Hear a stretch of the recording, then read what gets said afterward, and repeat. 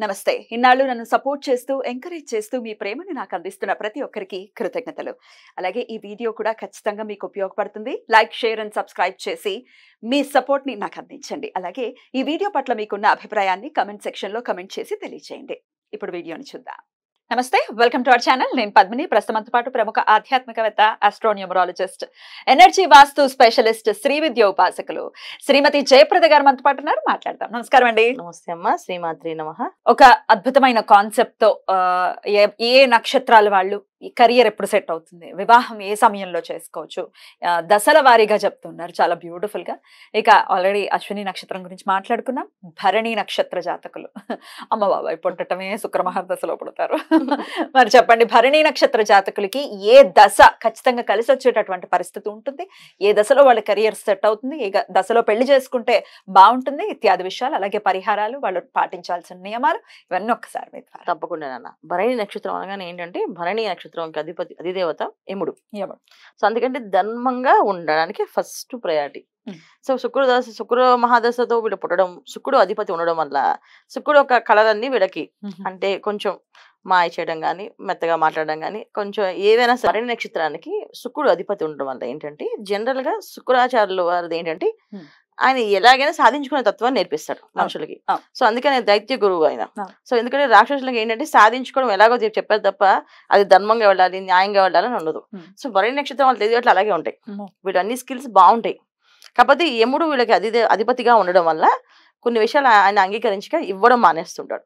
So ఇది చేసింది wrong, ఇది చేసింది రైట్ కాదు, ఇది చేసింది రాంగ్ అని చెప్పి వీళ్ళ నక్షత్రాల్లోనే కొన్ని విభేదాలు ఉన్నాయి. సో యముడు నక్షత్రము, యముడు ఒక అధిపతి, ఈ నక్షత్రానికి అధిదేవత. సో అధిపతి వచ్చేసి శుక్రుడు.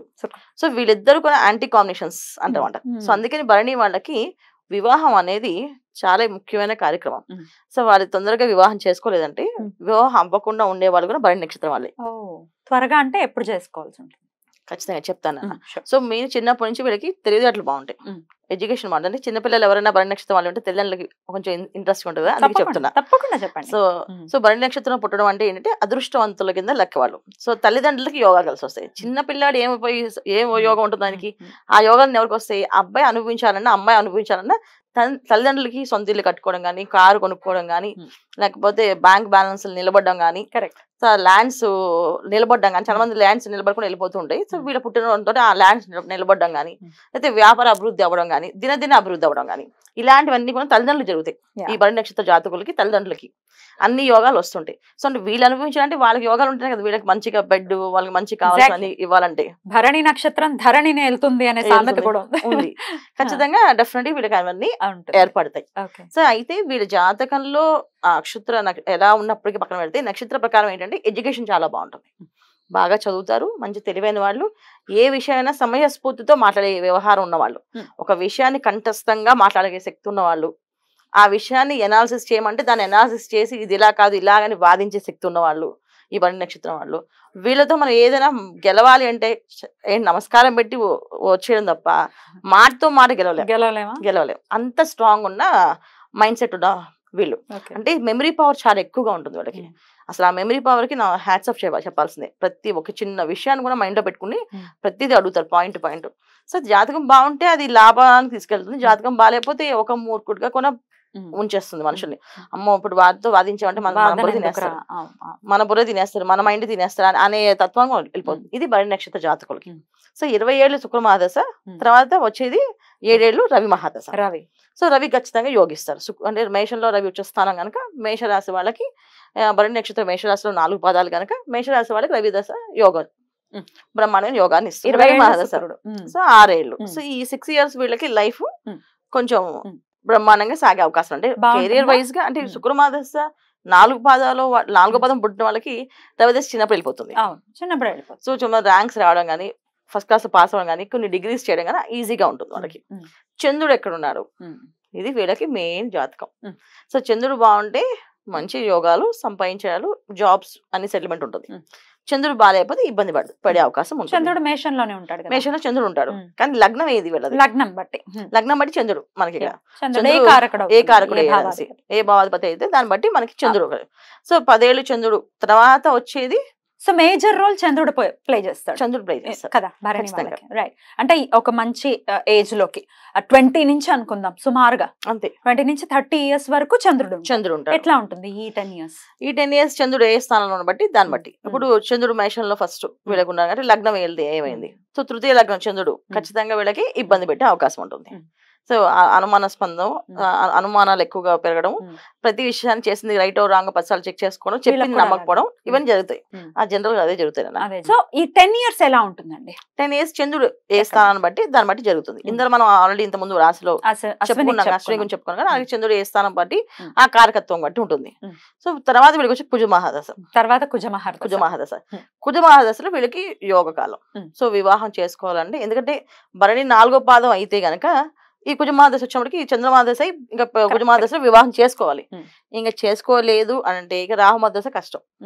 రాహుమహాదశ 18 ఏళ్ళు ఇంకా పెళ్లి అవ్వడం చాలా ఇబ్బంది పడతాం కదా. రాహు ఎక్కడున్నాడో చూడాలి జాతకంలో.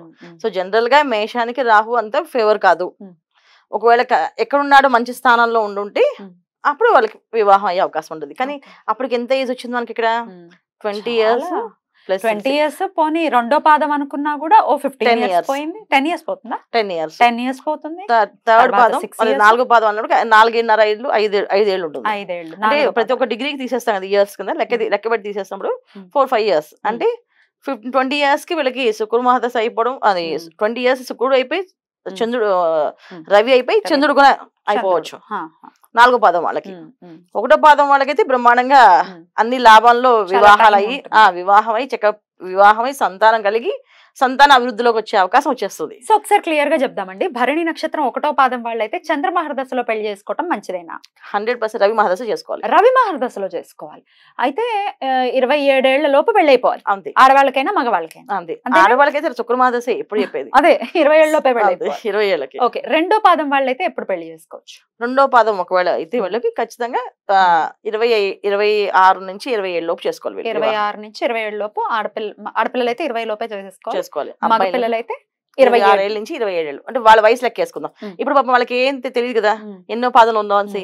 సో వాళ్ళ వయసు బట్టి మనం చెప్పుకుందాం. అందుకే వయసు నేను అందుకే సంవత్సరాలు అడుగుతాను. 3వ పాదం అయితే ఎప్పుడు చేస్తాం? 3వ పాదం వాళ్ళది సుమారు 30 ఏళ్ళ లోపు అయిపోవాలి. 30 ఏళ్ల లోపు పెళ్లి అయిపోవాలి. రైట్.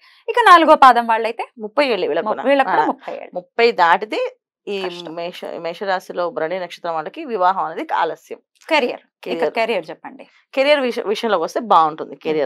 కెరియర్ చాలా బాగుంటుంది. కాకపోతే ఏంటంటే ప్రతి ఒక్క విషయంలో వీళ్ళకి ఉన్న ఒకే ఒక్క మైనస్ పాయింట్ ఏంటంటే ఆడవాళ్ళని గౌరవించరు. ఏదో ఒక చిన్న చిన్న కామెంట్ చేయడమో, సరదాగా ఆట పట్టించడమో, సో ఎక్కువ ఇబ్బంది పెట్టడమో మగవాళ్ళు ఎక్కువ ఈ మేషరాశిలో పుట్టిన. సో వీళ్ళు పాటించవలసిన చిన్నప్పటి నుంచి తల్లిదండ్రులు నేర్పించవలసిన విషయం ఏంటంటే ఆడవాళ్ళని మనం చాలా రెస్పెక్ట్ గా చూడాలి. ఒకవేళ చూస్తున్నారు మీ అబ్బాయి అంటే అదృష్టవంతుడే. సో అది సంస్కారవంతుడు. ఎందుకంటే గురువు ప్లస్ తర్వాత బుధుడు వీళ్ళందరూ ఏ స్థానంలో ఉండబట్టి వాళ్ళకి సంస్కారాలు వచ్చేస్తాయి. సో ఆ సాఫ్ట్ నేచర్ రావడం. కొంతమందికి అవి వ్యతిరేక ఫలితాలు ఇచ్చినప్పుడు కొంతమంది కామెంట్ చేస్తుంటారు, ఇవన్నీ నేను విన్ను ట్రాష్, అవి నేను చెప్తే విన్ను, పెద్ద పనివేళ వచ్చి చెప్పింది అని చెప్పి ఆడవాళ్ళని బాగా కామెంట్స్ పెట్టేవాళ్ళు, బాగా మొహం మీద అడిగేసే వాళ్ళు కూడా ఈ భరణి నక్షత్రంలో ఉన్నారు. సో వీళ్ళు ఆడవాళ్ళని ఏమనకూడదు. ముఖ్యంగా తల్లిని భార్యని అస్సలు ఒక మార్కు అనకూడదు. వాళ్ళ అభిప్రాయాలు విలువ ఇవ్వకపోయినా పర్వాలేదు, కానీ వాళ్ళని ఏమి అనకుండా తోలు అనకుండా మీ ఇష్టం, మీ అభిప్రాయం మీది కనుక మీరు చేసుకోండి, నన్ను అడగద్దు, నా వల్ల అయింది చేస్తాను. సో భార్యని ప్రేమగా చూసుకోవడం వల్ల, తల్లిని గౌరవంగా చూడడం వల్ల వీళ్ళు కలిసి వస్తుంది. కెరియర్ లో అలాగే జీవితం మొత్తం మీద. శుక్ర నక్షత్రం కదా మరి, ఆడవాళ్ళని ఖచ్చితంగా జాగ్రత్తగా చూసుకోవాలి. మరి ఇక ఆరాధన విషయంలో ఏ దైవారాధన మంచి ఫలితాలను ఇస్తుంది భరణి నక్షత్రం? భరణి నక్షత్రం వాళ్ళకి అమ్మవారి ఆరాధన, ఇప్పుడు మహాలక్ష్మి అమ్మవారి ఆరాధన. సో లక్ష్మి ఆరాధన చేయడం వల్ల వీళ్ళకి చంద్రుడు ఎక్కడ ఉన్నాడో దాన్ని బట్టి వీళ్ళ మనకారకుడు కనుక ఆయన, సో ఆయన్ని ఆధీనంలో తీసుకోవాలంటే కూడా మహాలక్ష్మి ఆరాధన చేయడం వల్ల చంద్రుడు ఒక ఎనర్జీ చేసుకుని వీళ్ళు పాజిటివ్ గా మారే అవకాశం ఉంటుంది ఖచ్చితంగా. సో అందుకే మహాలక్ష్మి ఆరాధన ఎప్పుడు మహాలక్ష్మి అష్టకము, మహాలక్ష్మి అష్టోత్తరము, మహాలక్ష్మి సహస్రనామాలు, మహాలక్ష్మి హృదయం అని ఉంటుంది. అది చదవగలిగితే ప్రతి శుక్రవారము మహాలక్ష్మి హృదయం చదివితే వీళ్ళకి కెరియర్ లో ఎటువంటి ఆటంకాలు లేకుండా ముందుకెళ్ళే అవకాశాలు ఉంటాయి. అలాగే భార్యతో ఎటువంటి ఇబ్బందులు ఉన్నా సరే అవి ఆ ఇబ్బందులు తొలగి వాళ్ళిద్దరు అన్యోన్య దాంపత్య జీవితం ఉంటుంది. అలాగే ఆ భరణి నక్షత్రంలో ఆ అమ్మాయికి భర్తతో ఇలాంటి ఇబ్బందులు ఉంటాయి, ఆమెకున్న లక్ష్మీ శృతిని చదవడం వల్ల భర్త అనుకూలంగా మారుతారు. ఎందుకంటే లక్ష్మీ ప్రార్థన చేస్తేనే విష్ణు వస్తాడు. సో ఖచ్చితంగా వీళ్ళకి అమ్మాయికైనా అబ్బాయికైనా భరణి నక్షత్ర జాతకులు లక్ష్మీ అమ్మవారి అనుగ్రహం కంపల్సరీగా కావాలి. శుక్రవారం పూట వీళ్ళు మౌన దీక్ష కానీ ఉపవాస దీక్ష కానీ ఉండి, అంటే ఉపవాసం అంటే కంప్లీట్ ఉపవాసం కాదు, ఆ రోజు ఏదైనా టిఫిన్ లాగా అంటే వీళ్ళు గోధుమ రవ్వతో చేసిన ఆహారాన్ని తీసుకోవడం వల్ల వీళ్ళకి మంచిగా కలిసి వస్తుంది. అద్భుతం అండి, చాలా బ్యూటిఫుల్ గా ఎక్స్ప్లెయిన్ చేశారు. డెఫినెట్ గా ఈ భరణి నక్షత్ర జాతకులు ఎట్లాంటి జాగ్రత్తలు తీసుకోవాలి, ఇప్పుడు వయసుకు వచ్చిన పిల్లలకైతే ఒక తల్లిదండ్రులకి క్లారిటీ ఉంటుంది ఏం చేయొచ్చు ఫ్యూచర్ లో అనేది. చాలా బ్యూటిఫుల్ గా ఎక్స్ప్లెయిన్ చేశారు, కృతజ్ఞతలండి. ఇక నెక్స్ట్ ఎపిసోడ్ లో కృతికా నక్షత్రం గురించి మాట్లాడుకుందాం. నమస్కారం. నమస్తే అమ్మ. శ్రీమాత్రే నమః.